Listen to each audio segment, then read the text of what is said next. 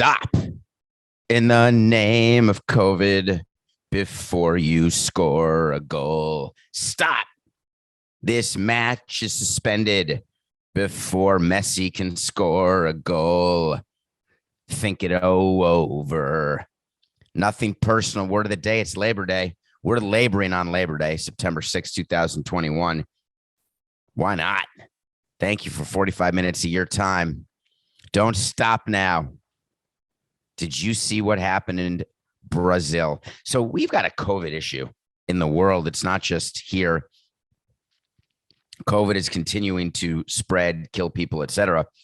And every country has the right to treat COVID differently. Here in the U.S., we can treat COVID differently by state.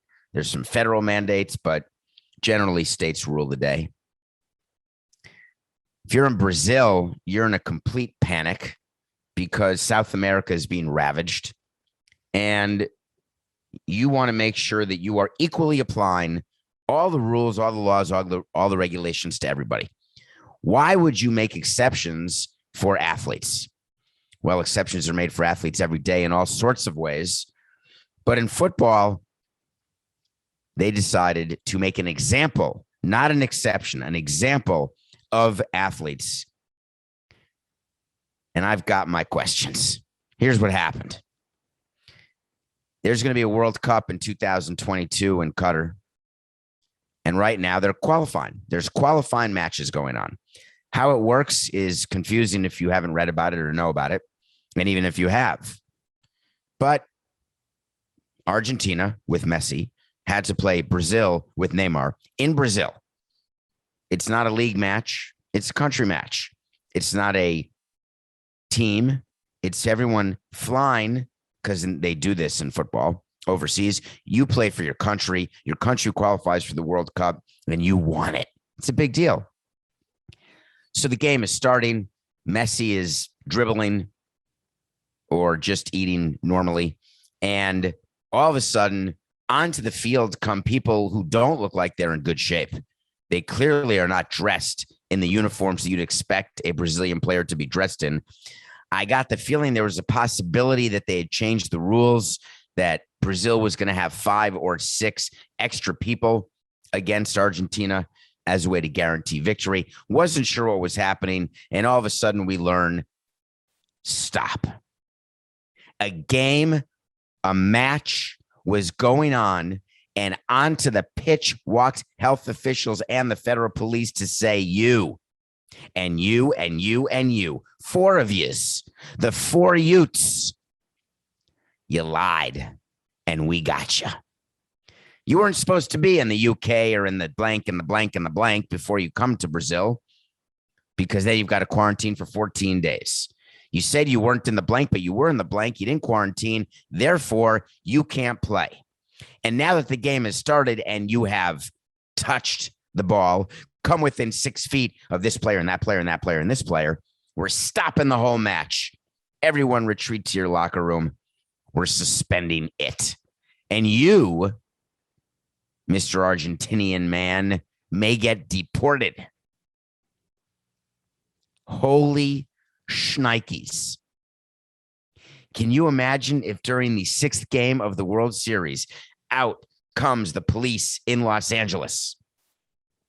They step onto the field and they look at Justin Turner and they say, you come with me. By the way, you're on the mound, Ferris, you come with me. Hey, you're in the middle of the lineup, Cody, excuse me, you come with me. Or Mookie, or anybody. And by the way, we're stopping the World Series. Hold on, let me talk to Fox. Hey, this game is no longer on the air. It's not an earthquake from 1989 that stops the game in the middle of the game before the game starts. This is actually me telling you that you can't play because you lied on your intake sheet. It's not like you didn't declare the T-shirts you bought on the beach of Jamaica when coming back to the States. You have to buy more than T-shirts. You have to buy shell necklaces and a couple $1,000, if not more, to actually declare. You didn't declare. You have a fake vax card. You were supposed to have a negative test. You somehow got a barcode that we approved you to get on the plane to come to the U.S. when you were in Jamaica, as an example. And we are sending you back on your vacation. It's just not going to, none of those things are going to happen here. Having nothing to do with politics, the reality is the way we are dealing with COVID, both on the right and left side of the aisle, there's never going to be a situation where a sporting event that has started is going to be full stopped. As a matter of fact, funnily enough, if this happened and this game were being played in Florida, I think Ron DeSantis would come to the pitch, he'd come to the field, and he'd start handing out money as a thank you for lying on your COVID intake sheet. You're vaccinated, you're fined. You've been to the hot zone and come to Florida, thank you. Here's a little extra money for your troubles. I just kept thinking about watching the game get suspended and watching Messi get the explanation he's the captain. Why wouldn't he? And then reading the quotes from the Brazilian health authorities as though the Argentinians had done something akin to murder by saying they had not been in the country when they had been in the country, but now they've got to go back to their country because they have to go back to play for the teams they play for in the EPL, as an example. And what are they going to do? Quarantine there and miss more matches? They weren't even supposed to leave to miss this to play in the qualifying match. So Coca came up before the show because he's laboring on Labor Day. He came up with the perfect solution. He thinks that the players are going to get back to London in a circuitous route that may stop through Croatia. He's going to do it like David Strathern in the movie Sneakers, trying to make sure that the call to the maybe NSA doesn't get found. Their location doesn't get found. They can't get traced. So he sends the call off all these satellites around the world. Hang up, Robert Redford, hang up. If you haven't seen Sneakers, you should go see it. Bonus review. Just see it. But what did it sound like? You'll get to that point in the movie and you'll be like, oh my God. And there's a River Phoenix sighting in that movie as well. Sidney Poitier, Dan Aykroyd, Mary McDonnell. In any case, Coca is going to have his players from his EPL team. And is it Tottenham, Coca, on this random Labor Day? Is that your team? I think it may be. So these players, he's going to fly them through 6 different countries, and then everyone will forget that they were in Brazil. I was thinking one of the ways Brazil, if they were doing this for the competitive reason, wouldn't that be something? Because obviously football is so competitive overseas, down under in South America, that the Brazilian police and the health authorities say we have the best, we know how to beat Argentina, even though I think they're the top 2 seeds in the qualifying in their bracket, but whatever the case may be, maybe they just say to the players, we're not going to suspend the match. You can continue to play, but you may not touch the ball. And if someone comes within 6 feet of you, you have to retreat from your position. That's what the rules should be. We're going to make you do social distancing on the pitch. Your coach is going to pull you from the team. You'll have to go back to the locker room, and we're going to win the game. And these weren't exactly schleppers. 2 of the guys were starters. Now, Messi's pissed. I would be so furious if I were the president of a team and I had players lie. I never cared really. When I was working in Montreal, we had players passing over the border. We had an employee who got caught trying to move drugs. And I don't mean the Tyler Skaggs type drugs. I'm talking like the Schedule 69 drugs that you just take to eat Hostess cupcakes. I never watched the players fill out their customs forms. When you play for the Expos or go play in Montreal, every time the Expos come home off the road, every time a road team goes to Montreal, or Toronto for that matter, you have to fill out these customs forms. So we would hand out the customs forms and we'd hand out pens and the players would have to do it. Messi was so angry about the lies that were told and the way that the discipline got handed out. He said they could have sent us away when we arrived 3 days ago. Why would you wait? Why are they waiting for the match to start? It's a disgrace. This place is a circus. That's Messi responding to Brazil trying to take charge of their COVID situation. And you may ask yourself, am I in this wonderful place? And you find yourself in the middle of Brazil on the pitch, and here come the popo. The police are coming. My kids used to say popo. They couldn't say police. I guess L's can be hard when you're first learning to speak English. Don't worry, folks. This isn't going to happen in the U.S. No chance, toilet pants. No matter what happens, even if MLB gets test results that there's 8 players who test positive in the 4th inning, they pull the 8 players and you've got enough players left. You play your bench. The show must go on. They're not going to the TV broadcaster and stopping the game. It doesn't matter what state. It could be in New York, it could be in the Blues to the Blues or the Reddest to the Reds. It's NGTH. I don't think you're going to see it again in football either in the qualifying matches, because now if you're the president of another team and you saw what happened in Brazil, you are going to be just a little tiny bit more careful when your players fill out their COVID travel forms. You're going to do a little digging on your own to make sure no one's saying any mistruths. You're going to do a little extra because this is a bad, bad look. I have a small feeling here, Coca, that there's going to be some bad looks at the 2022 World Cup. Wait to see. You know what a bad look is? When you get in trouble for treating your employees badly. We've talked a little bit about some of the food in the minor leagues. Not good enough. The living situation. Story came out recently about the Cubs and how their minor leaguers live on couches and floors and 5 to an apartment with 1 bathroom because they're not paid enough. There was an article about the Marlins. They got called out for having subpar accommodations. And I told you on Nothing Personal that Jed Hoyer, I hope he feels better, president of baseball operations for the Cubs, tested positive for COVID, as did their manager. It's not going to impact October. I can promise you that on the north side. If you're a president of baseball operations, you know very well about the accommodations. You're the president of the team. You know about the accommodations. I've said it before. I'm not saying it again. Stop releasing these stories like they're big gotcha stories and making president of baseball operations give you ridiculous quotes like, hey, thanks for making us aware. We're going to make sure that doesn't happen again. It's such a crock of crap that it just makes me smile. There is a long history of not treating workers correctly. That's really how unions were formed, to protect the migrant workers working in the fields, making sure they got a wage, making sure they were treated right, benefits, vacations, etc. I was never in favor of having unions in our ballpark, and I want to explain that to you because I bet there are people listening to this who are part of a union, and I want to explain what happened when building Marlins Park and why what's going on in San Francisco is exactly what I wanted to avoid. I was trying to get 9 votes to get Marlins Park passed, and to get 9 votes in the county commission, you have to go meet with each commissioner, and each commissioner tells you what he or she wants. You decide whether you can give what he or she wants, and I don't mean money into their pocket. I mean something regarding community benefits. One of the commissioners had a relationship with the unions in town, and by relationship, I mean the unions gave her money so she could keep winning and running for re-election. Lest you think that unions don't do that, because they do.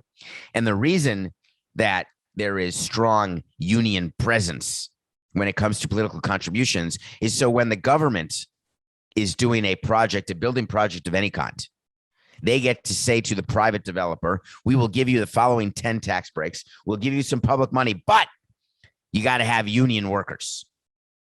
Why don't we want union workers? 2 reasons. 1, they're more expensive. 2, they can get together and strike because they don't like the working conditions. They're not pleased with the bennies, with the benefits. But you know that of all the people who work on building a ballpark, the total number of laborers who are in a union, let's say Unite Here is a union. It's a pretty famous one. It's about 30% is my recollection. The majority of workers don't want to be in a union. They don't want to pay union dues. They don't believe the protection they're getting is worth it. And they know that they can get more work if they're not part of a union because developers want to, and I just put my hand on my chest like I'm a developer. I'm not a developer. I just built one stadium. They want to control their costs. And it's not as though the union laborers are getting different training or they're better at rebar or drywall or anything like that. They're more expensive. However, to get our deal done, we had to give the right for our concession workers to unionize. We had to give the right for other such workers to unionize, and we had to have a certain percentage of union workers working on the ballpark. And we were able to comply with our agreement and keep it on time and under budget. Maybe the only ballpark that's built on time and under budget. Marlins Park was. You can build any ballpark on time. You just have to do 3 8-hour shifts and pay extra in experience fees. But we didn't do that. And part of that is we knew what our costs were going in and we were organized, etc. Once the ballpark opened, there was some question about having our concession workers unionize. Because as I've told you, concession workers at your favorite ballpark do not work for your favorite team. They work for the concession company who goes out and finds day laborers who are willing to work 1, 2, 3, 4 days a week, maybe 6 days in a row, and then not work for 2 weeks. Because that's what a homestand would be. Workers who are willing to come flip hot dogs and be security when you're going to have 25,000 versus 15,000. You submit to your concessionaire what your game plan is every day. Here's the number of tickets bought. Here's the number of walk-ups we can expect. Here's the number of fans who are going to actually come through the turnstile. And then they are responsible to decide which popcorn stands, beer stands, pizza stands, concession stands are open. So that dance goes on every game, where concessionaires try to save money by having as few laborers as possible because they don't give one flying rat's ass about concession lines. They'd rather have you wait online for 2 innings because they know you're going to do it because you want a beer. You're not going to give up. We don't want you to wait in line 2 innings because you're having a bad experience. We want the concessionaire to provide more workers. The concessionaire says, you get more fans, we'll get you more workers. That's sort of the push and pull that goes on. San Francisco has apparently, the Giants, they have a concession company called Bon Appetit. That means have a good meal. They're contracted by the Giants to do concessions. Well, guess what happened? All those workers who are unionized got together and said, we're going to strike. We are not going to flip burgers, take tickets, or pour beer unless you negotiate better safety for us. And I don't mean like a harness. The concern is in San Francisco that all these concession workers are getting COVID. They believe that the Giants and the concession company, the management, Bon Appetit, did not do anything to provide a safe workplace. You needed effective safety measures, they said. They voted to strike with 96% of the ballpark food service workers voting that we are not going to come to work until you make our work environment better. And do you know what they did after that? I'll give you one quick guess. They went to work. And you know what they did the next day against the Giants? When the Giants were playing the Dodgers, they went to work. So then they said, the Giants are going on the road. We're going to have very productive negotiated meetings between the Giants, Bon Appetit management, and our workers, and the representative of our workers, which are union people. And if we do not see change this week, like after Labor Day, Tuesday, Wednesday, Thursday, then we're going to strike on Saturday. Do you know what the owner of the Giants is doing right now? I don't know if you're aware of this. He's shaking in his boots. He's freaking out. Oh my God, what if the concession workers don't come? This is major. Not. Do you know how quickly that they will get volunteers to work in the concession areas to make sure that it gets done, to make sure the food is cooked and served? Do you know how many ballparks use non-unionized concession workers, including organizations who are actually fans. They're charitable organizations who come and work concession stands in various ballparks. I know it happens at where the Brewers play. And I said where the Brewers play because I know they changed their name.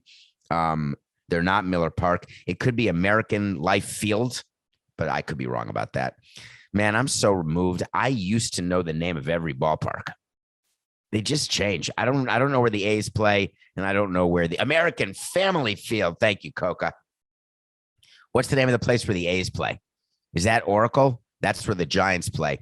Is that weird? It's not Oakland Alameda Coliseum. They have a sponsor, and I don't know that I've heard of the company, but it was a very, very awkward name. And that naming rights may have been done recently because they keep changing their name. Anyway, I digress. So the Giants had what for me, Ring Central. That's a good one. Welcome to the ring.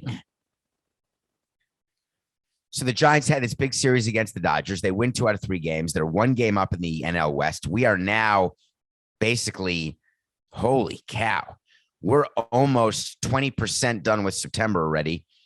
And the Giants and Dodgers are fighting it out. I really am sad about the wild card this year, only because how great would it be if the loser of the Giants Dodgers back and forth doesn't even make the playoffs? The loser of the Giants Dodgers division race, it's supposed to be enough incentive to want to win your division. I think it is. The players think it is. Management thinks it is. I never thought it was. I love the wild card. I love the single elimination wild card. I was a vote for one wild card only. Let's give the broadcast partners a win or go home game, at least one. Let's expand the wild card and do more win and go home games because companies pay for that content. But wouldn't it be amazing if, like 50 years ago, 40, it's got to be more than 40 years ago, for Christ's sake, is 1981. So it's got to be before that, where you either won your division or you didn't. And if you don't win your division, you go home. So the Giants are all excited. They're a game up. And do you know how distracted the owner is and the players are with this concession strike? 0. Not. Doesn't even hit their radar. Just thought you should know that. So there's a lot of things that can happen when you go overseas. You can get stopped by customs entering the country. You can get detained Midnight Express style if you do some of them drugs and get caught. There's certain places that you should know where you can do drugs and where you can walk around smoking a joint and where you can't, or vaping. But when your family goes abroad, or when you go abroad, your friends go abroad, you go abroad, there's certain things you have to be careful of. There's certain things you can control. And then there's other things that are beyond your control. And therein lies a movie that I watched that I want to review. When we come back, we're going to review Stillwater. And I don't mean the band from Almost Famous. Will you come back? Thanks. Welcome back to Nothing Personal. Thank you for rating, reviewing, following, telling your friends, doing all the different things that you do. I appreciate that. I got to tell you this story. So, I watch a movie. You give me movies to watch. We're approaching Oscar time. I wouldn't say that we're there, but when it hits an ER, that's when I start getting excited. An ER as in September, October, November, December. Those are the ER months. ER months is when you have to start paying attention to the good movies that are being released. I told you to watch Annette on Amazon last week. I'm going to review Vacation Friends this week if you want to watch that. That's not going to be an Oscar contender, I don't think. But Stillwater has a lot of Oscar buzz. Matt Damon plays a father who is trying to save his daughter. His daughter is in prison in a foreign land for having committed a crime. It's a very familiar story. Do you guys know who Amanda Knox is? Guys and gals and those who are neither. Amanda Knox is someone who went overseas to study abroad and all of a sudden got arrested because her roommate ended up dead. And the thought was Amanda did it. It was written about extensively. And she was in a foreign prison. There is no worse nightmare for a parent to have to figure out what to do. The State Department doesn't help. I can't imagine what I would do other than get on a plane and get over there and do whatever I had to do to get my child free and to prove her innocence. Assuming, of course, she was innocent. Stillwater follows basically the Amanda Knox story. And Amanda Knox doesn't want to hear about it. She's pissed. Matt Damon is trying to get an Oscar for this, except they're not distancing themselves enough from the Amanda Knox story. It's too similar. The father goes over. The father works to get her free. She eventually comes home. Well, in the middle of all that, there was evidence that it wasn't Amanda, that it was actually her boyfriend, her roommate's boyfriend, who is now in prison for that murder, actually.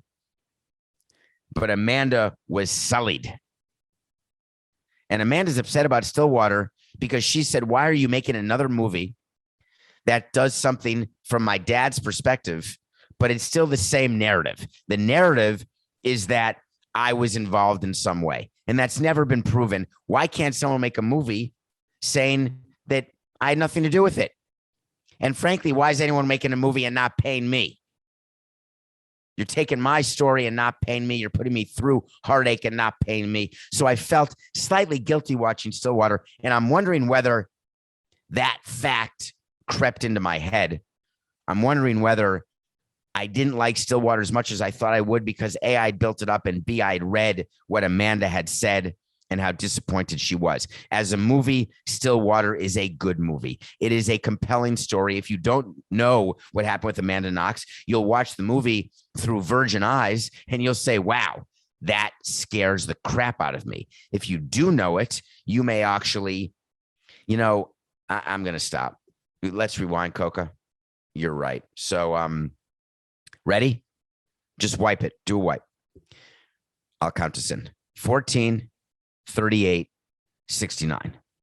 So I get to watch a movie every day, and I watch Stillwater, and Coca wanted me to make sure that you're aware that it's the worst movie he's ever seen. The worst second half of a movie. He thought it sucked. I'm sorry, Coca, that you felt that way, and I'm not going to change my review just because you feel that way. So wipe that clean too. You better wipe that clean. Do some laboring on Labor Day, Coca, would you please? Stillwater's a movie you should see. Read about the story. Understand why Amanda's upset. And then think to yourself about your kids, your family, yourself when you're overseas, if you ever go overseas. Like you, Coca, you may think Stillwater sucks, but you're going to Europe. You better pay attention. By the way, there's been some thing that needs to be clarified as part of this Europe trip. If you're listening to the show for the first time, you don't know what I'm talking about. If you're listening for the third time, I know you do. Coca's bonus for putting up with me every day, including working on Labor Day, where for some reason people think on Labor Day you're not supposed to work, but we work. His bonus this year, not from CBS because NGTH, is that I'm sending him to Europe. He's never been to Europe. He's going to London and Paris. It's him and a guest. 2 people. We've got plane tickets. We've got hotels. We've got channel tickets to get from London to Paris. Maybe the War Rooms will be a museum. Go to Buckingham Palace. Go see the Eiffel Tower. Maybe the Rodin Museum. Of course, the Louvre to check out the Mona Lisa. He has a full schedule, but he needs a date. I just want to put out there that I have no problem with anyone who wants to do anything with anybody. And I don't say that because I don't want to get canceled. I say because I truly don't give a tinker's damn. If you're a man and you like men, if you're a woman and you like women, if you're a man and you like both, if you don't know what you are, but you think you're both and you like one or like the other, or choose to like both, or maybe you're a throuple, I'm all in. Have fun. Have at it. Don't be offended by what I'm about to say. Coco is going to Europe with a woman. So if you have sisters, friends, people you know who are looking for a trip to Europe with the great, generous art of conversationalist Matthew Coca. He of no opinions, but one hell of a producer. Make sure you get into his DMs or my DMs, David P. Samson or Matthew Coca CBS on Twitter. If you don't have Twitter, you can hit me up and slide into the Instagram DMs right next to the bots with no followers, no posts, with phenomenal pictures, might I add. Slide right on in there, and you'll get yourself a free trip to Europe. I have another correction. We do corrections on the show. Do you know why we do corrections? Corrections are done because the way we do the show, one thing that Coca said clearly when he became the producer of Nothing Personal, I'm not going to edit your crap. I'm not going to make you look better, sound better, taste better, feel better, touch better. We're going to give them 45 minutes. We're going to prepare you. We're going to work each night, each morning for your 45 minutes. And then we're going to have a show. And if you make mistakes, you make mistakes, but your listeners will tell you. Happy Labor Day, Mr. Samson. Thank you. Love the show. Thank you. Keep up the great work. Thank you. Quick question. So far, it's not that quick. In your show of September 3rd, you said there's a 1 in 30 chance that a team makes the World Series. So therefore, a team should make the World Series every 30 years. But since one team makes it from each league, wouldn't the odds be every 15 years? Thanks again for all the info and entertainment. I meant to say the Brewers hadn't won the World Series hadn't been to the World Series in 39 years. And I said that the odds are you go to the World Series once every 30 years. I'm wrong. I said it wrong. I knew it not to be the case. The odds are to win a World Series once every 30 years. You're supposed to be in the World Series once every 15 years. So the Marlins have been around from 93 to 21, 03, 13, 23. So let's say this is their 29th season. They should have won a World Series by now. They've won 2. That means that in theory, they could be around for 60 years with 2 World Series, and they're doing it correctly according to what the odds are. They've made the World Series twice in 30 years. That's exactly what it should be. They've won it twice too, but you got to make it twice, once every 15 years. The Brewers are way behind. Thank you for your correction. The Brewers are on their way. I don't know if you watched the Brewers-Cardinals game last night. That was the Sunday pick of the day for Nothing Personal pick of the day. The Brewers beat the Cardinals. It was Burns and Lester pitching. The Brewers are good. The Brewers were my second half pick to make the World Series when I amended it, because I had the Braves and Yankees in the World Series before the season started. And I told you that the Brewers are a complete team. I said to you, you better watch out because their pitching staff is deep. Their bullpen starting pitching is exceptional. And in the playoffs, 2 of your starters move into the bullpen to fortify it even more. Their offense, while Yelich is not the slugging machine he has been, I'd rather have him at bat with the need for a hit than any other player in baseball. The Brewers hit a walk-off grand slam, but that still counts. We won the pick of the day. Saturday, we won also. Did you watch the Alabama-Miami game? I know Coca did because Coca produces something called the Cover 3 podcast. If you're not listening to it, you should be. And it's good because of how Coca produces it. The hosts aren't bad, but it's really Coca's show. Spreading himself too thin because CBS is making him. Alabama was favored by 19.5 over the Hurricanes, and everyone in Miami was betting Miami because you bet with your heart, not with your head. It wasn't even going to be close. The final score was 120-7. Alabama won. I think they won by 113 points, which easily covered the 19.5 point spread. That was a win. I'm watching Alabama play Miami, and it's the equivalent of watching a major league team play a minor league team. Once in a while, the minor league team may have a chance to win, although I think Miami could play Alabama 100 times and not win once with the current makeup of the 2 rosters.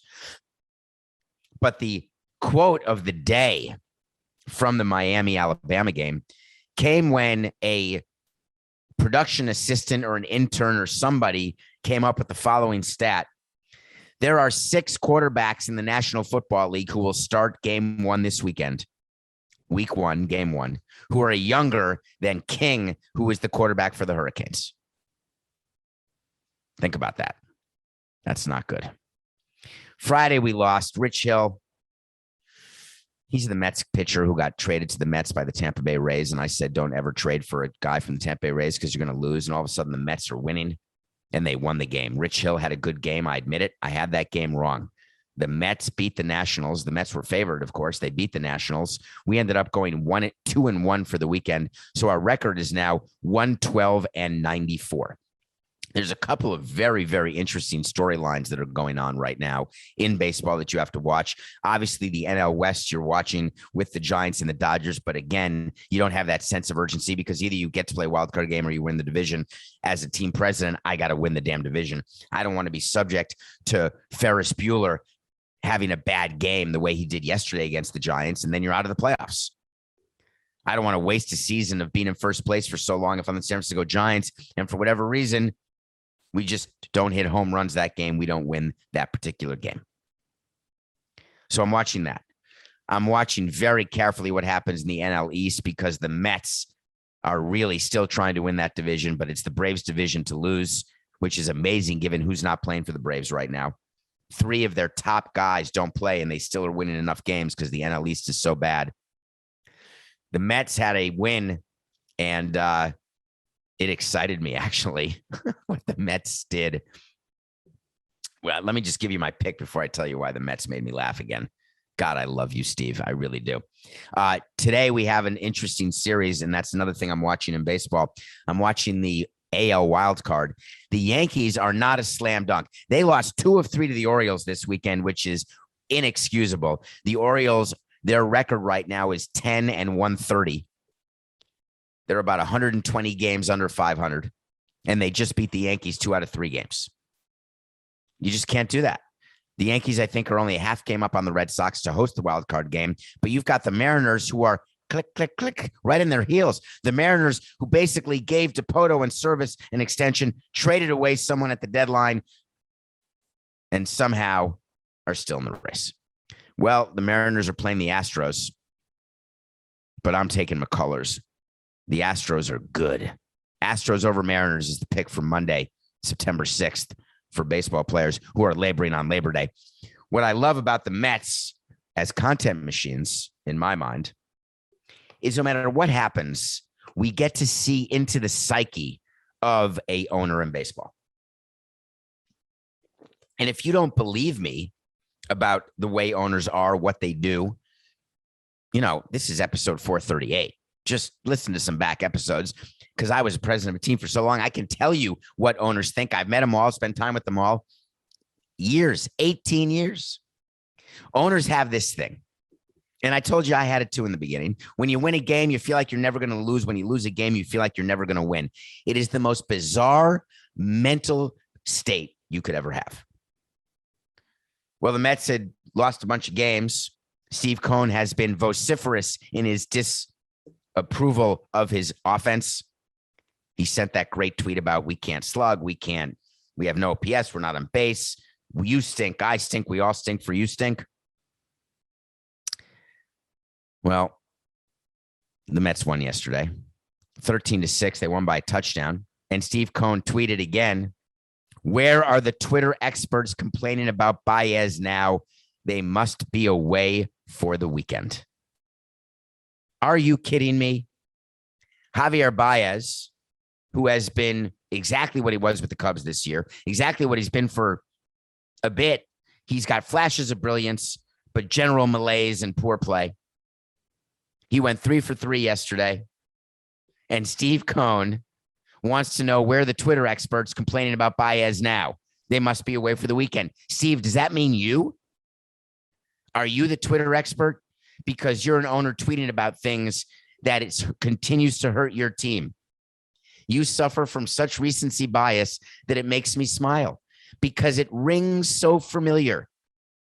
It's exactly what fans do, and you are the owner, not the fan. Are you trying to motivate your players? Are you trying to have their back now by wondering where the haters are of Baez? Or are you doing it in the name of camaraderie? I am one of you. Owners are not fans. Fans don't look at you as though you're one of them. You can act like you're a fan all you want, and fans don't look at you. Hey, he's one of us. I can relate to that $14 billion guy. Really? There's no relating. There's no winning if you are an owner. Now, you're going to tell me there's popular owners. People love Mickey Harrison or people love Jerry Jones in Texas. It doesn't mean they relate to him. It means they respect them and love them, if they do, for the way they run their team or for the winning they do, the championships they bring. Steve Cohen hasn't won a championship in Flushing for the Mets. He hasn't made the playoffs. It's his first year.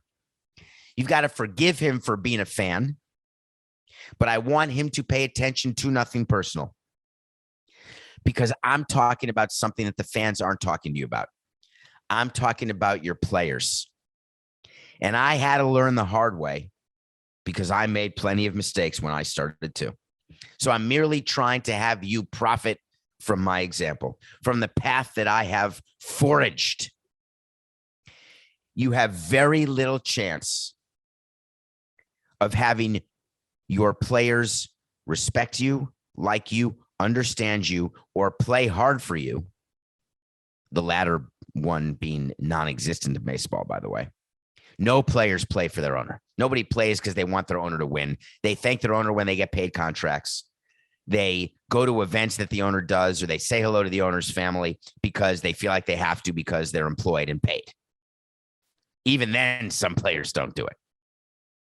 But if you are an owner who is so desperate for your players' love, it's not going to happen. And if you're an owner, if you are an owner who thinks that the best way into your fans' pockets, the best way to build a relationship between your fans and you and your fans and your team is to look like them, dress like them, sound like them, act like them, that's the same as parents in my mind who want to be best friends with their kids. Kids have best friends. They can find best friends. Parents aren't best friends. Parents have to be parents. Parents have a role to play when they're parenting. And that role is to put their child in the best position possible to succeed, whatever it is that child's definition of success is. Whether that's money related, whether that is art related, whatever the case is, you want to put your child in the best position. An owner's job is to put his players in the best position, put his fans in the best position to get out of the relationship what they want. Fans want the emotionality that comes with sports. That's why there's booing. Fans want to boo so they can feel good when they cheer. Players want to get paid. There's no Kevin Costner for the love of the game. It's not players who are there because all they want to do is play baseball. They are there, and this is not me being cynical in any way. They're there because that's what they're good at, and they realize that what they're good at can make them money. Even if it's for 1 year, 2 years, 3 years, 10 years, whatever your career is, you are making more money than you would in another situation. So as an owner, you've got to recognize that. And when you encounter a tweet like what Steve Cohen gave, I know exactly what the players were doing. They were rolling their eyes to the extent they even saw it, and some of the players did, some of the players didn't, but word spreads around the clubhouse like wildfire. And they say to themselves, this guy has no credibility. Now that I went 3 for 3, he loves me. When I couldn't get a hit and our team was losing 5 in a row, he's making fun of me. That sort of lack of consistency, when you're a parent, you show that to your child. When you are a owner and you show it to your players, it ends up backfiring. What people want out of you as an owner is leadership. They want calmness. They want action. They don't want your tweets that signify nothing, that won't help your team win. The Mets have won a few more games of late. They are trying to win a division. Will they? No. Will Steve Cohen stop tweeting? No. It's not even a wait to see. What happened to the wait to see? I totally missed it, Coca. Before the show ends, I got to get it on record. I don't know how I missed it. Remember we talked about the Giants back early in the show, rewind it, but you listen to those show. You always do. The Giants concession workers are not going to strike. They're threatening to strike by Saturday. I promise you. Wait to see. There will be no strike by the concession workers for the San Francisco Giants. Okay? We're on record. That's the show. Enjoy your Labor Day. Be smart. Be safe. Be thankful. Remember, it's just business. This is nothing personal.